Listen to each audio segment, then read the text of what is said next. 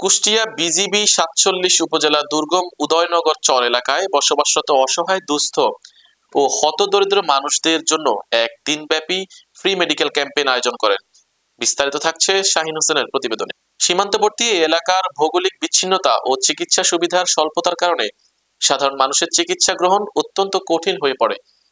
এই পরিস্থিতি বিবেচনায় নিয়ে বিজিবির বিশেষজ্ঞ মেডিকেল টিমের মাধ্যমে প্রায় ১৩৫ জন নারী, পুরুষ, শিশু ও বয়স্ককে বিনামূল্যে স্বাস্থ্য পরীক্ষা, প্রয়োজনীয় চিকিৎসা পরামর্শ এবং বিভিন্ন প্রকার ঔষধ প্রদান করা হয়।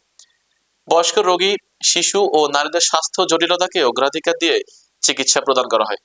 মানবিক এই উদ্যোগে কুষ্টিয়া ব্যাটালিয়নের অধিনায়ক লেফটেন্যান্ট কর্নেল মোহাম্মদ মাহবুব মোর্শেদ বলেন, বিজিবি শুধু সীমান্ত রক্ষার কাজে নিয়োজিত নয়, সীমান্ত এলাকার মানুষের জীবনমান উন্নয়নে বিজিবি ইতিবাচকভাবে অবদান রাখতে প্রতিশ্রুতিবদ্ধ।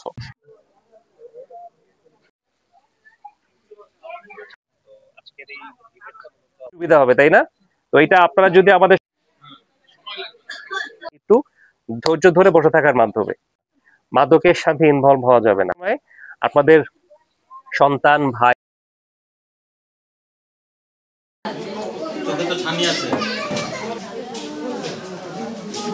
লাভ করে, লাভ হয় যদি সারবে না।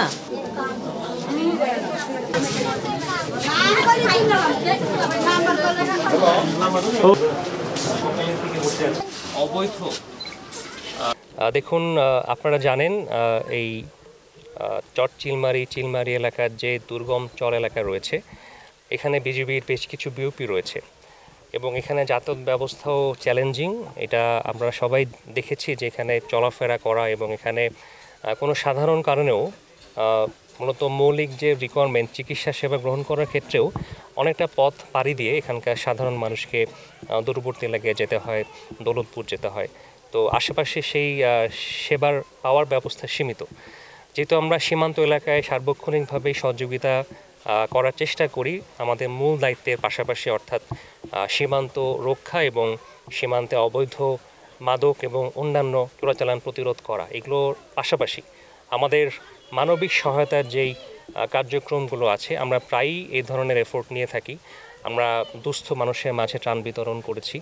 আমরা এখানকার স্থানীয় যারা খেটে খাওয়া মানুষ, যারা বিশেষ করে জেলে এবং কৃষকরা রয়েছেন, তাদের